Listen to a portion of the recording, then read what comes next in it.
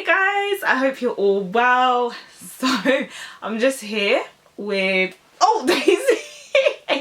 I love you, but no licky licky. So this video is all about my little one, Daisy Dior Diallo Kemi. I forgot her middle name's also Kemi. Let me add that in there. She is about 5 months old. I've had her since September. I love her. This journey with Daisy hasn't been a easy one. No, trust me, it has not. And it still isn't, to be fair, but we are getting there and every day we are learning. And look at her, she's enjoying this. But yeah, Daisy is a Cocker Spaniel. So that is a mixture between a Cockapoodle. Wait, what? I'm tired. It's a mixture between a Cocker Spaniel and a poodle. And her parents were literally tiny, so she's not really that big. Like, she's actually so small. Like, she's long. Why I gave her the name Daisy is because my childhood best friend was called Daisy, so it only made sense for her to be, you know, called Daisy as well. I gave her the name Dior because I thought, why not give her a bit of bouginess in her name, and it goes with the Daisy Dior, you know, the double D. That's what people have been saying anyway. Kemi, my Yoruba friend, gave her the name. She's like, she needs a Yoruba name, and I was like, you know what, I'm not even disputing it. Why not? I love the name. So yeah, Daisy Dior Kemi Diallo. Yeah, look at her little face. She's still like really small, but she's gotten so much bigger from when I first had her. Like, all she wants to do is sleep because she's feeling a bit unwell. Look at this sleepy puppy. Like, this is literally all she's been doing because she's got a stomach. I can't speak English. She's got a stomach upset, so yeah, she's a little bit weak at the moment, but she's so cute. Yeah, look at her little paws. I got Daisy when she was about, I think, 9 weeks old. It's gonna be my face, sorry, because I'm gonna let her sleep. She's really tired. Breeders, they were dodgy. Like, as soon as they got the money, they did not want to know. They just didn't care. I would ask them questions. I would ask them for like her background certificates they were meant to give me. They never sent it. To this day, nothing. But anyway, this video is not about that. That's a whole different topic. So the thing that I actually did not know about Cockapoos is that they are one of the most energetic breeds. And when I tell you, this girl, energetic, energy to the max. I'll just be looking at her sometimes. Damn, like how? Something so small as well. Where do you get this energy from? Silly, I always thought the smaller dogs would be the calmer ones and bigger dogs would have more energy, but it's the other way around completely. The thing about Cockapoos is they are a very needy breed. They love their owners. They love being around their owners. I will get up. She'll be in deep sleep. I'll get up. She'll follow me like, where are we going? And she'll look at me, she'll stand next to me, where are we going, mum? And I'm just like, was you not asleep like 5 seconds ago? Do your research on the breed before you get them. You know what? I didn't do my research, but I still love her. Do you know what? I wouldn't have her any other way, so yeah. The reason why I got a puppy was because literally I live in Sussex. I didn't grow up here. I grew up in London and then I went to uni. And all my friends were kind of like everywhere but Sussex. And when I finished uni, I came back to Sussex and I was just like, I'm kind of like lonely. No one wants to see me. No one wants to travel here, like honestly. Only one of my friends has come down to Sussex. And you know what, it's fine. I'm not even mad. It is a bop. I get it. We're all busy, it's fine. But you know, there'll be times where I'm always going to London and then when I come back home, it's just family, just like me and my mom. My mom's busy, you know, she's a grown woman, I'm a grown woman. I'll just come home and I'll just be kind of bored. Felt just lonely. And it's like I had like a thing of going to work, coming back, and it was just like a repetitive, you know, there was something that was missing. And basically, what was supposed to have happened for God knows how many times, the company that I'm working at, we were supposed to have been made redundant in November. Before that, it was meant to be in the summer. But anyway, again, that's a different topic. So yeah, we were supposed to be made redundant in November and I thought, great, I'm gonna do my own thing. I'm gonna get a puppy. So when I'm doing my own thing, I've got my little buddy with me. Yeah, you know, just have someone here cozied up with, and do cute things with. I know I've got this cup. It was a Christmas present, so you know, I'm not one of them mums. Of when I actually went to go and get Daisy, which was, I couldn't actually believe it. I was like, is this actually happening? Because the funniest thing is, I used to be scared of dogs, and I'm not gonna lie, I still kind of am. She's the only dog that I'm not really scared of. And I've gotten a lot better, but so scared of dogs to the point where I would see one coming and I would cross the road even if it was out of my way. In a way, this has been good character building. I've overcome a fear. Where are you going, Sarah? So just driving now to go and get my first little baby. I'm so excited. I'm a bit scared as well because, yeah, responsibilities, but yeah, going to get her now. I'm just with my baby now. I've just gotten her. Daisy, Daisy. Okay, she is just jumping around. When I actually got Daisy, came home, we put her in a crate just to see. It was a bit silly because we should have put treats in there, but we kind of just put her in there just to see what it was like for her and just to get her used to it. And my goodness, she was crying. She was crying. The way she cries is not like, I don't know how to explain. It's like, and it's constant.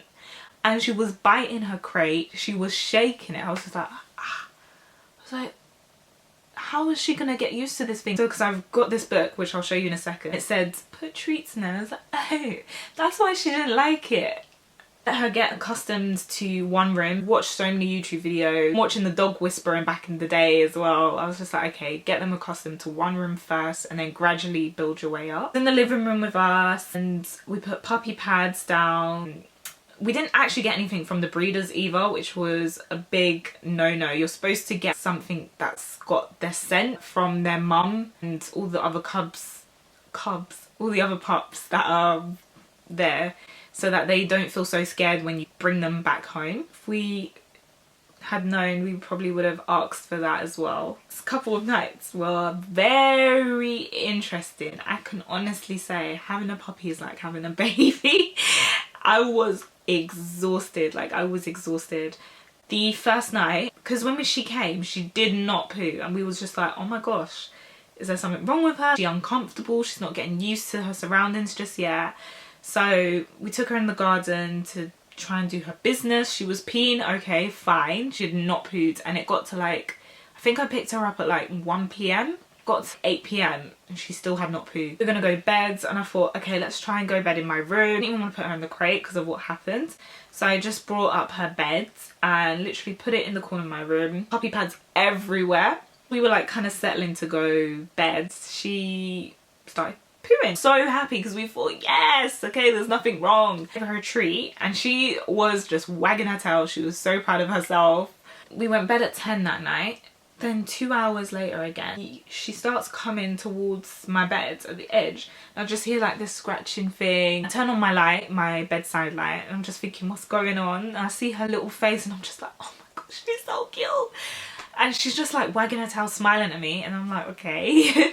I stroke her. And then she just goes to one corner of the room and just starts pooing. And I was just like, oh, okay. Definitely nothing wrong with you. So yeah, she's doing her business. Oh my gosh, the smell. And it was, yeah, I think it was like for 10, 11. Yeah, it was midnight by this time. Yeah, I just wrapped up the puppy pads, threw it away. Okay, that's done. Gave her a treat. Another error.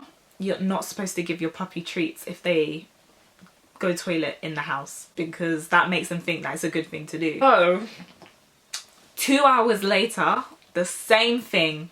I see her cute little face looking at me. She goes, so what time was it? So it was 2 AM. She's gone toilet again, and I'm like, okay. Actually, at this point, I cannot breathe.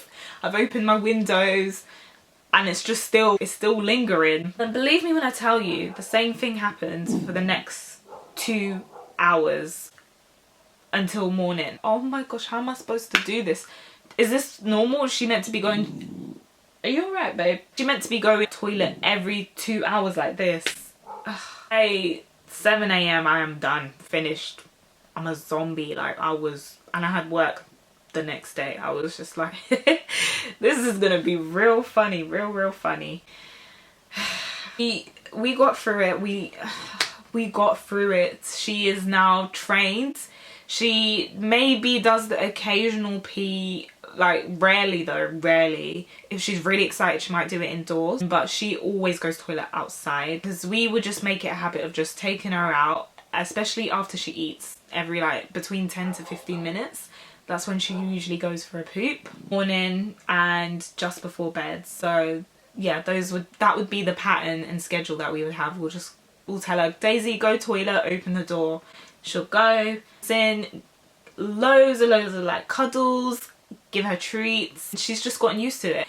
She'll even look at me. She'll go towards the door, look at me, go towards the door. That's when I know she actually needs to go to the toilet, and she's basically saying, can you open the door or like put me on my leash and let's go for a walk. So she's smart. It's so much better from what it first was. I noticed that it's usually when she has a nap, I usually take her outside straight away, and then every I would say 1 hour I kind of like open up the door. Every 1 hour and 30 minutes or something like that, I just open up the door and just say, Daisy, go pee, and she just goes pee, comes back in. And yeah, just gotten her into a really good schedule. Daisy, you just made me jump. It's like whenever she hears noise, because someone opened the microwave downstairs, that's why she's barking. She's so protective. She never used to bark as well. You scared me, Daisy. Daisy, you're actually a little nutter, you know that. But yeah, she's awake now. Now that we've actually spoken about all the basics, I'm gonna tell you about a little drama that happened. Actually, I would say within 2 weeks of having Daisy, it felt like the worst time of my life. Honestly, words can't even explain how it felt. It was just horrible. So basically, Daisy had her first vet appointment. Took her to the vet and we spoke about insurance. So I filled out a form called Pet Plan, which is meant to give you, I think it's a month's free insurance. And I thought, okay, that's fine. Filled out the form and she had her appointment. All that was cool. And literally the next day, I think me and Daisy were playing and I was wearing socks. Daisy was like running she runs really fast. She runs like a rabbit. She was just running so fast. Another thing that she does is she goes in between your legs. Yeah, just there playing on carpet, just playing with her toy. I've now slipped with the socks and the carpet.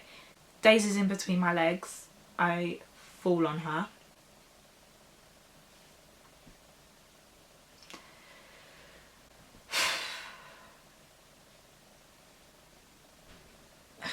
Daisy starts like barking, but she was barking even before when we were playing, but she was barking in a different way. It was quite high pitched and I was just like, why is she barking like that? And my sister was just sitting on the couch and she's like, Sarah. She's like, her leg. And oh my gosh, her leg. When we looked at it, it was out of place and it was bent. Honestly, I can't even explain how I felt in that moment. Everything was going through my head. I just thought, what is going on? What has happened to her? Is she okay? It was just so horrible and I just felt so guilty because it hadn't even been 2 weeks and I just felt like, am I even capable of having a puppy? She's literally like a little baby and I just felt awful just like seeing her crying and screeching like that. It was just horrible. It was a horrible experience. I had to take her to the emergency vet and they said her leg was fractured. And the prices they were quoting me were absolutely mad. The emergency vet was linked to my main vet. I asked them about the insurance and they said, oh, we haven't we haven't put it through. It's something that you would have had to have done, but none of this was explained to me. So basically I'm there and my puppy's fractured. I'm being told that I have no insurance. And then they're telling me it's gonna cost 3 grand for the surgery plus 600 for an x-ray. But we're keeping this video cute. If you want a story time on that, because it was a story, I'm telling you, it was a 3-month story, then just let me know and I will make this video, because it was honestly headache. Okay, so she was barking because my sister was outside. I love you. Just look at what they're doing. No one above you, baby. Daisy's loving it. Yes, Daisy. Yeah, my back. On the positive note, Daisy is recovered. She is fine. She is mad. She's running everywhere, going on walks. Look at her. She's jumping in the room now. Daisy. And yeah, she's good. She's good. A couple of weeks were really hard. I honestly felt like I'm not going to be able to do this. A lot of people like, Sarah, you're not going to be able to handle a dog. Are you sure you want this? And I was like, yes, I can be quite stubborn. I was like, yes, I can do this. So even when the times were hard and I was like, oh my gosh, I need to return her, I was just like, no. Daisy, okay, she's gone. I was just like, no, I need to power through. I need to not prove a point, but I'm someone, I like to be a woman of my word. So I was like, I'm going to stick through it. And then it became harder to even think like that, because as the time went on, especially after her accident, I just was like, I looked at her and I was like, I love you. To suffer from depression. And then I'm not even joking, as soon as I got her, I did not even feel that way. It's like it was just gone. And it's because I feel like you're just so busy with taking care of someone else, so busy running around after them, that you don't have time to feel sad. You just don't. And when their little faces are looking at you, it's just like, oh my gosh, you're so cute. Even when I tell you, it's crazy, because when people used to tell me stories about their dog, I'll just be like, it's just a dog, like, what's going on? But now I get it. And honestly, she drives me crazy, but I love her. How many times have I said that in this video, that I love? Anyway, the book that I was talking about is this book. Really helpful. I will put the link in the description box. I would definitely recommend this. Definitely recommend just, you know, researching. Definitely look into getting a crate.